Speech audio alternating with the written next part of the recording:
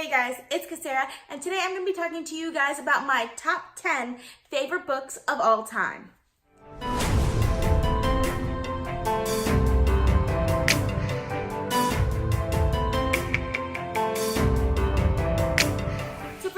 Of this video, I'm not going to consider genre at all. Out of all of the books that I have read, which ones are my favorites, and I'm pretty sure all of it, except for maybe one, has some science fiction or fantasy aspect to it, because that's just what I really enjoy reading. Also, if it's part of a series, I'm just going to include the entire series, and rather than just one book. Otherwise, this top 10 list would be like all in one series and then the start of another series, which just doesn't make sense. So I'm going to include the entire series as one entry onto this list. Before we get started on my top 10, I do have a couple honorable mentions that I wanted to talk about. The first honorable mention is The Time Machine by H.G. Wells. I really enjoyed this book. I read it as an audiobook the first time around. I read it for the first time last year, and I absolutely loved it. I was not expecting very much from this book. I went into it completely blind. It is about a time traveler who travels to the very distant future, and the kind of world building and stuff that H.G. Wells has in this book is just so well done and very enjoyable, and I really loved it. My next honorable mention that I like to talk about is It Ends With Us by Colleen Hoover. This is the only non-science fiction fantasy book that is probably going to be in this video. This book was the first book that I read last year. I read it on the 1st of January in 2018, and I was not expecting much for this book. I wasn't really expecting much in general because for about 4 years before I read this book, I was in like a major reading slump where literally nothing I read was very good. So I had very low expectations of it. I was only expecting it to be like your typical like romantic contemporary book, but this book surprised me in so many ways. I learned so much about a particular perspective in this book that I really wasn't expecting to learn about or really didn't care to learn about. But when I went through the story and experienced it with the main character and how everything that she goes through, I completely understood that point of view a lot better. It kind of really opened my eyes to reading again in a way that it hadn't been open for like years before that. Even though I'd read a lot as a child and in middle school and high school, in college I really didn't read at all. And for some reason, whenever I picked up a book, it just wasn't good enough. But after reading this one, I kind of had a more open mind when going into books, so the reading experience has just been a lot better for me since then. If you plan on picking up this book, I definitely think this is one of those that you should go into kind of blind. Try not to get spoilers for this one because the twists for me were very surprising and I wasn't expecting it. Also, this was the first book by Colleen Hoover that I've read, so I didn't know kind of like what happens in her books. I've read a lot of her other books since then and haven't liked any of them half as much as I've liked this one. If you like books like this, I highly recommend picking up this one, even if you don't pick up any of her other books. And my last honorable mention is the Kingkiller Chronicles by Patrick Rothfuss. This includes The Name of the Wind and The Wise Man's Fear. So these books were one of the few that I read during my reading slump of 4 years. I actually really enjoyed them. I didn't really expect to enjoy them going in, but I really like how the world building is done in this book, and I really like the voice in this book. I think the voice is very interesting. I don't know how much I'll like this series after the third book comes out, because for me, endings are really important. So that's why this doesn't make it higher on my list, but I really enjoyed these as well. Okay, so before we get into the actual top 10 books, don't take the order of these books too seriously because they changed based on my mood. But my top 2 are definitely my top 2, and they're very cliche because they're super popular, and you guys probably already know what they are. Just because other people like these books doesn't mean that it hinders my ability to like them at all. So let's just get into my top 10 favorites. Coming in at number 10 is the Mistborn trilogy by Brandon Sanderson, which includes Mistborn, The Final Empire, The Well of Ascension, and The Hero of Ages. So these books I read pretty early on in college and absolutely loved them. What really makes these books for me is the magic system. I loved the magic system in these books so much. So for that magic system, the characters have the ability to consume and burn metals like in their stomach. So some characters can only burn one metal, in which case they're called a misting. But if you can burn multiple metals, then you can burn all of them, in which case you're a Mistborn. Each metal gives you like a different ability during that time. So for example, tin is one of the metals that can be burned. Tin enhances all of your senses. So people people who can burn tin are called tin eyes because they can see really far away. They can also eavesdrop on other people easier. But what makes this magic system really, really great, it also takes into account the drawbacks of the magic system. So for example, someone who's burning tin will be more susceptible to pain also. For me, this was kind of like the first time I read a magic system where it showed examples where the magic that someone's actually using to gain abilities actually hurts them as well, which I thought was really interesting. I also really like the main character in this book. It follows a character named Vin who grew up as an orphan on the streets and has a lot of childhood trauma. So we get to follow her story as she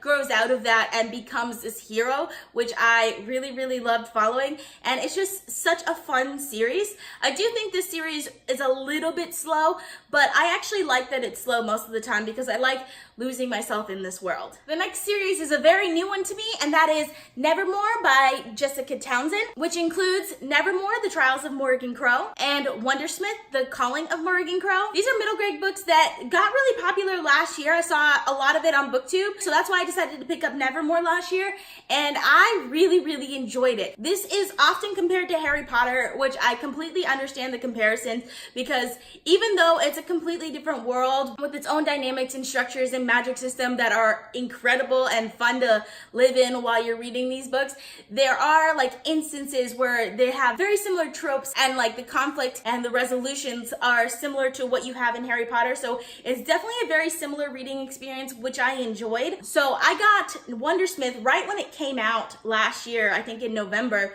And I was reading Wondersmith, and even though I gave Nevermoor 5 stars and really loved it, when I was reading Wondersmith, I just kept thinking how much better it was than the first book. And mind you, I loved the first book so much. When I got to the end of Wondersmith, I did not want it to end. I wanted it to keep going. So even though the series isn't finished yet, I am definitely really, really enjoying it. Very excited to continue on with it. By the way, the series is following the character of Morgan Crow, who is a cursed child. Anything bad that happens around her is blamed on her. And because she's a cursed child, she's supposed to die on her 11th birthday, but instead she's whisked away by Jupiter North to enter a competition to join the Wondrous Society. And you just follow her from there, and it's fantastic. And if I say anything more about these books, there are going to be major spoilers, and I don't want to do that. So definitely, highly recommend these books if you like middle grade. The next book on this list is The Night Circus by Erin Morgenstern. I have talked pretty extensively about this book on my channel because I read this for the first time last year and even did a reread of it later in the year, and absolutely loved it so much the second time around. This is following two characters, Celia and Marco, who are being raised to join this kind of magical competition. It's kind of like a strength of wills competition. But even though they don't really know each other, they start to get to know each other through their magic. But for me, the plot isn't what makes this book amazing. What makes this book amazing is the writing style. The way that Erin Morgenstern creates images is unmatched. I absolutely loved it. There was one image in particular in the very first chapter, or close to the first chapter, where Celia breaks a coffee cup by accident, because it starts out when they're children and she has anger issues. She apologizes for it by putting the coffee cup back together. And the way that scene is written, you can just imagine all of the trails of coffee flowing back into the cup and all the pieces coming back together to make a whole cup. It felt like I was watching a movie. It didn't really feel like I was reading a book, even though the book was right in front of me. So I really enjoyed her writing style. I can't wait to see more from this author, and I highly recommend this book. I definitely recommend this as an audiobook. So if you haven't listened to a whole lot of audiobooks, I highly recommend this one because this is a really great one. The next one on this list is another middle grade series, and that is the Underland Chronicles by Suzanne Collins, which includes Gregor the Overlander, Gregor and the Prophecy of Bane, Gregor and the Curse of the Warmbloods, Gregor and the Marks of Secret, and Gregor and the Code of Claw. 5 books is a little much for me to hold, so I'm just gonna hold up the last 2. This series is following the character of Gregor, who is 11 years old at the beginning of this series, and he kind of takes care of his family because his father disappeared about a year ago, and his mother has to work really hard, and he has 2 younger sisters that need childcare, and his grandmother is starting to get really sick. So they live in New York City, I think in a 1-bedroom apartment, and he kind of has to grow up a lot faster than most kids. But one day he's doing laundry with his little sister Boots, whose actual name is Margaret, but she's 2 years old and she looks like a pair of boots, so they call her Boots, which is just adorable and I love it. And she falls through a grate, so he goes in after her, and they find the Underland basically, which is filled with giant cockroaches and rats that talk and a bunch of other creatures, and also humans that live in the Underland city of Regalia. And before he's sent back up to the Overland, he learns that his father might have actually fallen down the grate before him and might be living somewhere in the Underland, so he wants to try and find his father, and in doing so, he can even help the humans that live in the Underland. I really enjoyed this book. I read this when I was like 10 or 11 years old, so I read it like at the perfect time. It's one of those stories that have always just stayed with me. I reread it somewhat recently, like a couple years ago, and still adored it so much. I absolutely love Gregor and all of the characters in these books. They go on such fun adventures, and the world building and dynamics of the different creatures and societies in the Underland, and so interesting and fascinating to get into. So I highly recommend these if you like middle grade also. So for the next book on this list, I don't yet have a physical copy of because I listened to it on audiobook for the first time, and that is Animal Farm by George Orwell. I absolutely loved this book reading it for the first time.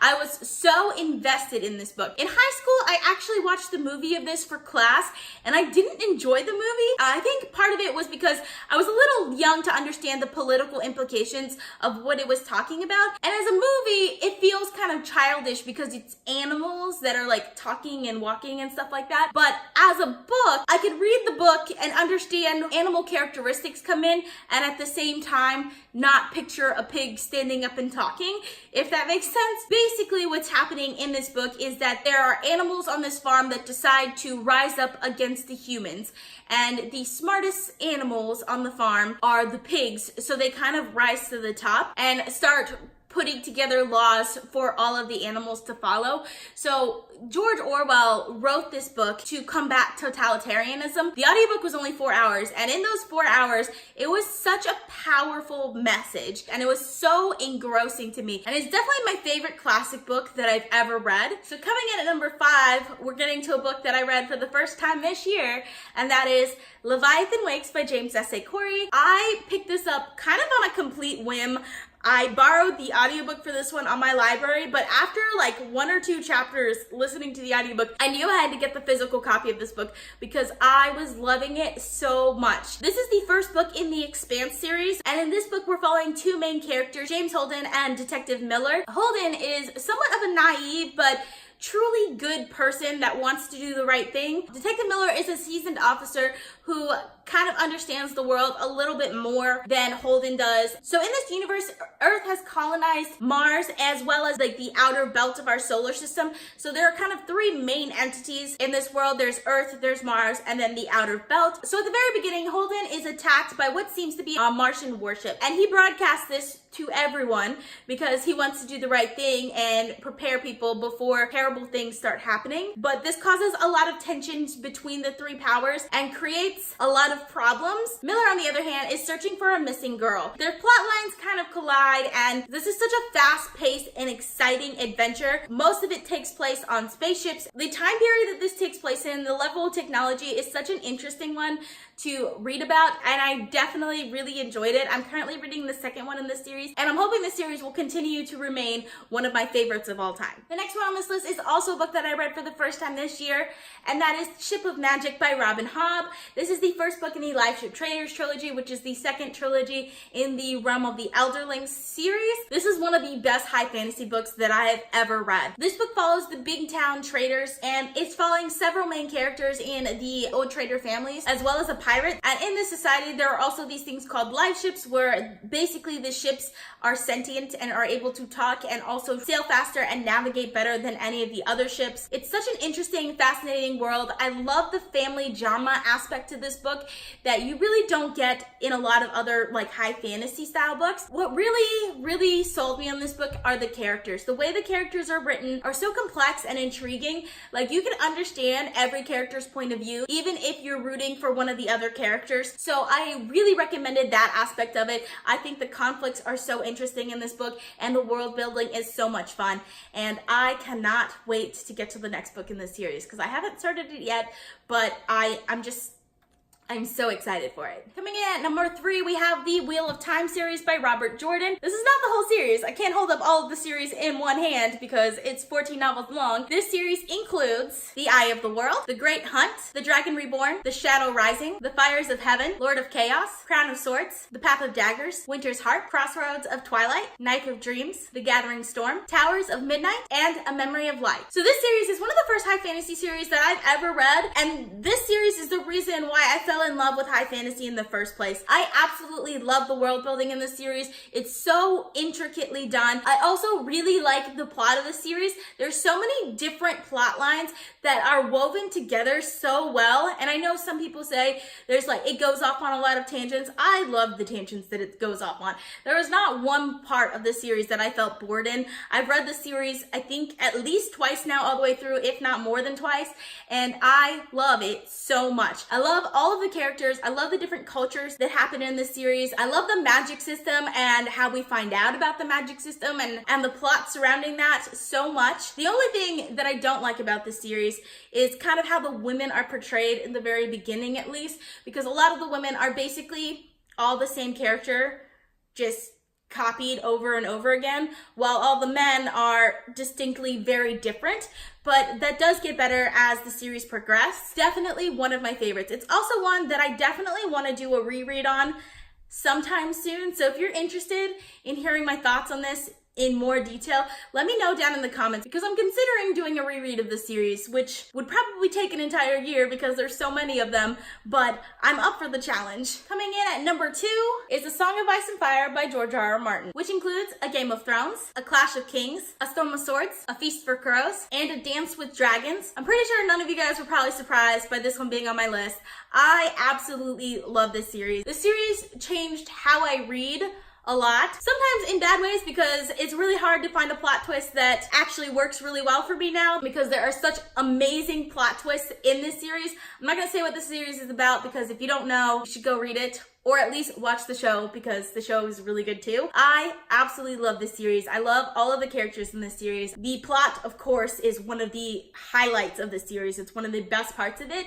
The world is very interesting as well, and I highly, highly recommend it if you haven't read it. And last, but certainly not least, we have the Harry Potter series by J.K. Rowling, which includes Harry Potter and the Sorcerer's Stone, Harry Potter and the Chamber of Secrets, Harry Potter and the Prisoner of Azkaban, Harry Potter and the Goblet of Fire, Harry Potter and the Order of the Phoenix, Harry Potter and the Half-Blood Prince, and Harry Potter and the Deathly Hallows. So I'm actually currently rereading the Harry Potter series right now on audio. I am a little disappointed that I chose to reread them on audio, because I hadn't really been planning on it. I kind of picked it up on a whim.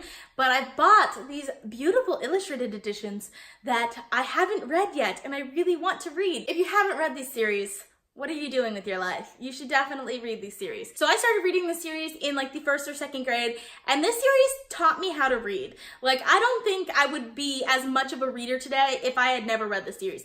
Actually, I know for a fact I wouldn't be as much of a reader today if I had never read this series. But this series gave me my joy for reading. It opened my mind to different worlds and adventures, and I absolutely loved it. I absolutely love the characters in the series. I like how it's a fantasy world, but there are a lot of mysteries happening that you kind of have to put the clues together and try and figure out. I also love that most of the clues you can find early on in the books if you're paying attention. So I just loved how this series was written. I absolutely love the characters. I love the world building in this series, and it is my favorite of all time. So those are my top 10 books of all time. Let me know down in the bottom if you've read any of these books, if you like any of these books. Also, let me know, what are your favorite books of all time? I really enjoyed doing this video, and I'm excited to see how much it changes when I update it next year. I hope you guys enjoyed watching this video. I post videos every Monday, Tuesday, Friday, and Saturday, so consider subscribing. If you like this video, please give it a big thumbs up to support my channel. Social media links are down in the description. Thank you so much for watching, and I'll see you guys next time.